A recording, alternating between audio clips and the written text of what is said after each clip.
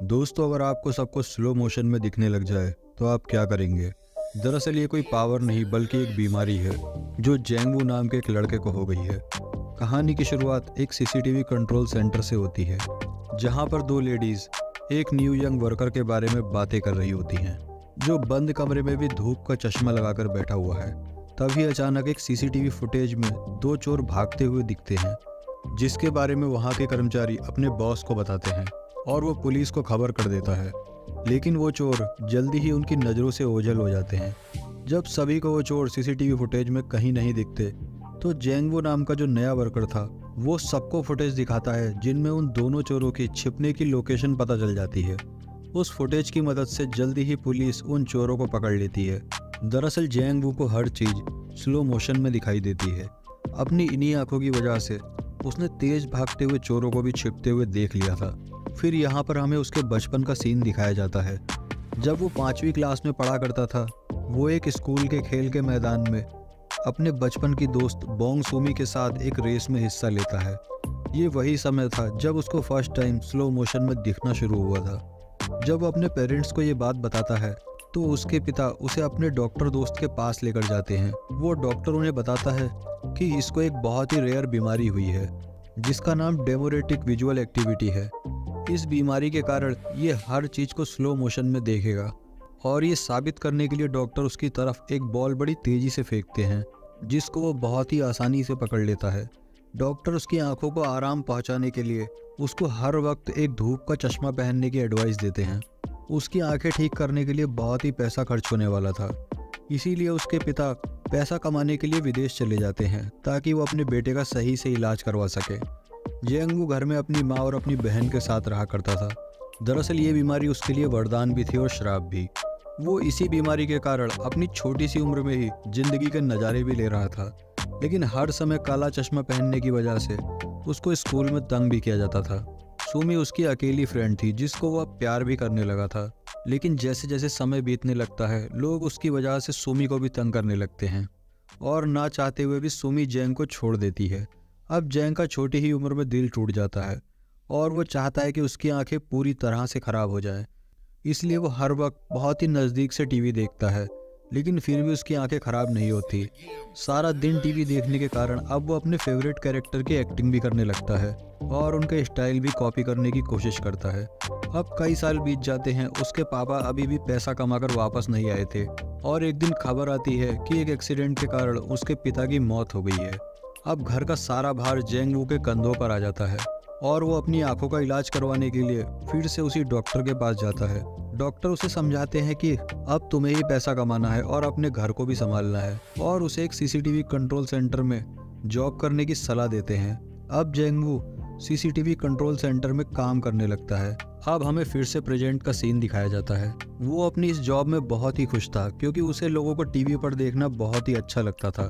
एक दिन उसके ऑफिस में काम करने वाला बोंगसू नाम का लड़का अपने बॉस से बात करता है और उन्हें बताता है कि जेंगवू किसी से भी बात नहीं करता और वो बहुत ही टैलेंटेड लड़का है। अब बोंगसू अपनी ड्यूटी के टाइम जेंग से बात करने की कोशिश करता है, लेकिन जेंग उसकी बात का कोई भी जवाब नहीं देता।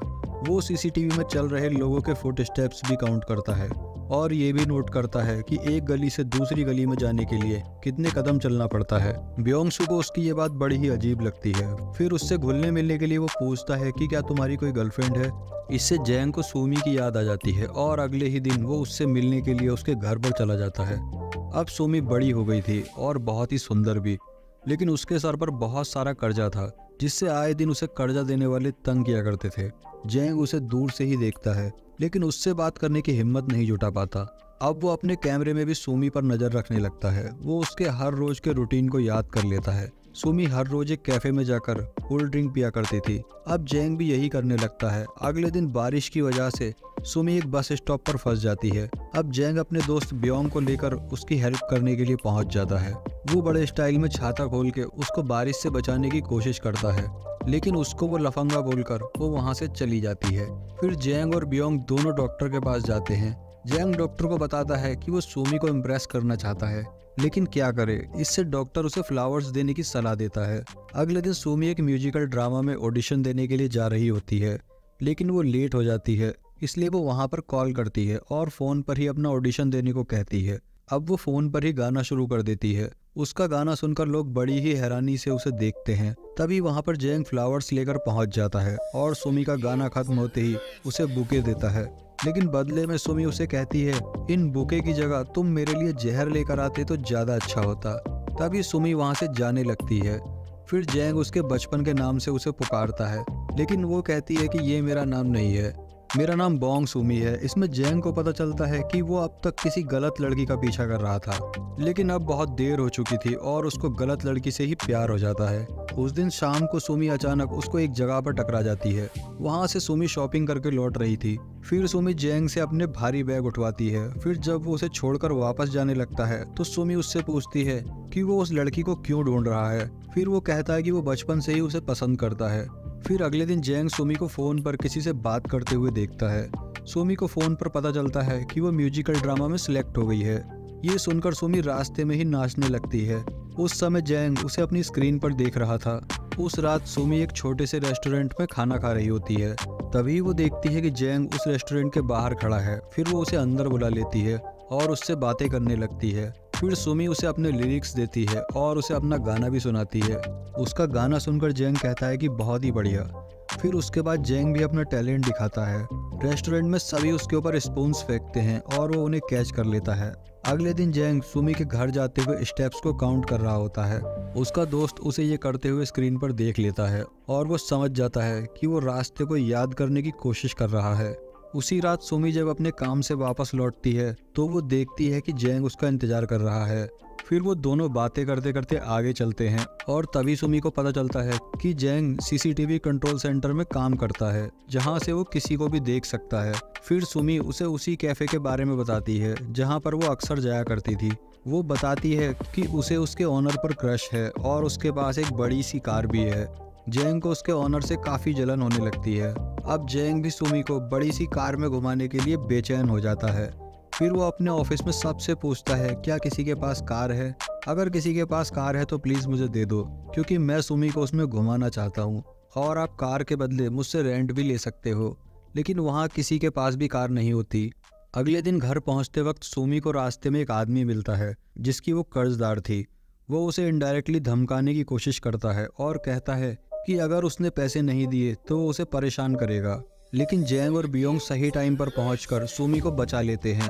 जब वो अपने काम पर वापस आता है तो सुमी एक कैमरे के सामने खड़ी होकर जैंग को थैंक यू बोलती है, क्योंकि उसे विश्वास था कि जैंग अभी भी उस कंट्रोल सेंटर में बैठा उसको देख रहा होगा। उस शाम वो दोनों एक साथ एक पार्क में मिलते हैं और खूब सारी बातें करते हैं। फिर जैंग उससे पूछता है कि अगर तुम्हें कार मिल जाए तो तुम क्या करोगी? सुमी बताती है कि अगर मेरे पास कार होगी तो मैं हर रोज बीच पे जाऊंगी। जब जैंग को कार नहीं मिलती तो वो हर रोज जिस बस में ट्रेवल किया करता था उस बस के ड्राइवर से ही दोस्ती कर लेता है। उसने अपने कंट्रोल सेंटर से देखा था कि ड्राइवर हर रोज अकेला ही बेसबॉल खेला करता था, इसलिए एक रात वो भी उसके साथ बेसबॉल खेलने के लिए पहुंच जाता है। जैंग उससे दोस्ती कर लेता है और बातों ही बातों में उससे हेल्प भी मांग लेता है। अगले दिन जैंग, बियोंग और वो बस ड्राइवर सुमी को समंदर दिखाने के लिए ले जाते हैं। इसके लिए उन्हें वुसान जाना था। अब सुमी जैंग के इन एफर्ट्स को देखकर उसे बहुत पसंद करने लगती है, लेकिन रास्ते में बॉर्डर पर उन्हें रोक लिया जाता है और आगे नहीं जाने दिया जाता, क्योंकि उनके पास बस को आगे ले जाने के लिए परमिट नहीं था। फिर सुमी उस पुलिस वाले से झगड़ने लगती है और ड्राइवर जाके सुमी को ऐसा करने से रोकता है, लेकिन अब पुलिस वाले उनसे गुस्सा होकर उन्हें वहां से वापस भेज देते हैं। अब अगले दिन कंट्रोल सेंटर में उनका बॉस सभी को कहता है कि शहर में लेडीज को किडनैप करने की एक गैंग आई हुई है। अब हमें बहुत ही अलर्ट रहने की जरूरत है। उस समय जैंग एक मॉनिटर पर सुमी को देख रहा होता है, लेकिन वो वहां से अचानक से गायब हो जाती है। तभी वो डर जाता है और भागकर उस जगह पर पहुंच जाता है। वहां पहुंचकर उसे पता चलता है कि सुमी ने उसके साथ मजाक किया था, क्योंकि वो देखना चाहती थी कि जैंग उसे बचाने के लिए आता है या नहीं। इसके बाद सुमी उसके चश्मे को हटाती है और उसको किस करती है। फिर जैंग उसे घर छोड़ने के लिए जाता है। घर पहुंचने पर वो देखते हैं कि अपना पैसा वापस मांगने के लिए वहां कुछ लोग आए हुए थे। वो अपने पैसे के लिए सुमी को धमकाते हैं और उसके घर में तोड़फोड़ भी करते हैं। शोर सुन के जैंग सुमी की हेल्प करने के लिए आगे बढ़ता है, लेकिन आंखें धुंधला जाने के कारण वो नीचे गिर जाता है।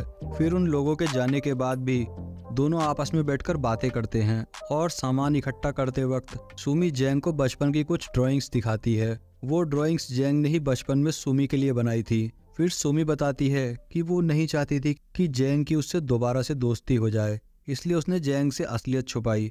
उस समय जैंग एकदम शांत हो जाता है और सुमी उन ड्राइंग्स को देखकर मुस्कुरा रही थी।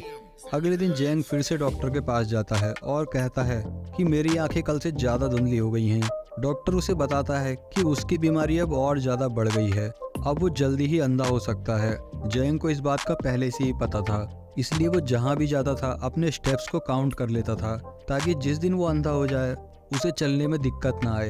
अब दोनों ही परेशान थे, जैंग अपनी आंखों की वजह से और सुमी अपने लिए हुए कर्ज से। एक दिन सुमी अपना घर बेचकर अपने सारे कर्जे चुका देती है, लेकिन अब उसके पास रहने के लिए कोई भी जगह नहीं थी। फिर जैंग उसे अपना बॉक्स लिए एक दुकान के अंदर जाते हुए देखता है, लेकिन तभी उसके साथ काम करने वाली एक औरत नोटिस करती है कि वहाँ एक कार बार बार चक्कर लगा रही है। फिर वो उस कार का नंबर नोट करके उसे चेक करवाती है तो उन्हें पता चलता है कि वो एक भागे हुए किडनैपर की कार थी। फिर वो सारी इन्फॉर्मेशन पुलिस को दे देती है, लेकिन तभी कार और सुमी दोनों सीसीटीवी कैमरे से ओझल हो जाते हैं। अब जैंग को डर लगने लगता है कि उन्होंने सुमी को कहीं किडनैप ना कर लिया हो। अब वो अपनी साइकिल लेके सुमी को देखने के लिए जाता है, लेकिन अब उसकी आंखें पूरी तरह से खराब हो जाती हैं और उसे अब कुछ भी नहीं दिखने की वजह से वो एक कार से टकरा जाता है और नीचे गिर जाता है। उसका दोस्त ब्योंग उसे कैमरे में देख रहा होता है और उसकी हेल्प करने के लिए जाता है। अब एक अनजान आदमी सुमी का हाथ पकड़ के उसे कहीं ले जाने लगता है, लेकिन तभी वहाँ पर जैंग आ जाता है। जैंग को देखकर वो किडनैपर वहाँ से भाग जाता है और जैंग भी एक बस से टकराते टकराते बचता है। तभी वहाँ पुलिस आ जाती है और सुमी को पूछताछ के लिए अपने साथ ले जाती है। अब जैंग वहाँ पर अकेला रह जाता है, लेकिन तभी उसका दोस्त उसकी हेल्प करने के लिए आ जाता है। अब ब्योंग अपने दोस्त जैंग का हाथ पकड़ लेता है और जैंग अपनी आंखें पूरी तरह खराब हो जाने की वजह से रोने लगता है। अब इस घटना को कुछ दिन बीत जाते हैं। सुमी अपनी लाइफ में फिर से बिजी हो जाती है और जैंग से कांटेक्ट भी नहीं करती, लेकिन जब भी उसे जैंग की याद आती है तो वो सीसीटीवी कैमरे की तरफ देखने लगती है, लेकिन जैंग वहाँ नहीं आता। लेकिन एक दिन जैंग उसे अपनी फेवरेट कॉफ़ी शॉप में नजर आता है। वो खुश होकर उसकी तरफ देखकर हाथ हिलाती है, लेकिन वो जैंग को एक वॉकिंग स्टिक निकालकर दूसरी तरफ जाते हुए देखकर उदास हो जाती है।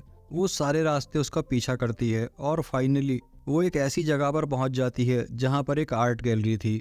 वहां जाकर वो देखती है कि पूरी गैलरी जैंग के हाथों से बनाई हुई पेंटिंग्स से भरी हुई थी, जिसमें उसने सिर्फ सुमी की ही पेंटिंग बना रखी थी। तभी वो देखती है कि जैंग एक पेंटिंग बना रहा है और खुद से ही बातें कर रहा है कि चाहे वो अंधा हो गया है, लेकिन सुमी उसे अभी भी याद है। अगले दिन सुमी फिर से जैंग के पास जाती है, लेकिन इस बार जैंग उसे महसूस कर लेता है। फिर दोनों एक दूसरे को हक करते हैं और ये मूवी यहीं पर ख़त्म हो जाती है। दोस्तों, अगर आपको ये मूवी जरा सी भी अच्छी लगी हो तो प्लीज़ चैनल को सब्सक्राइब जरूर कर दें। मिलते हैं अगली वीडियो में।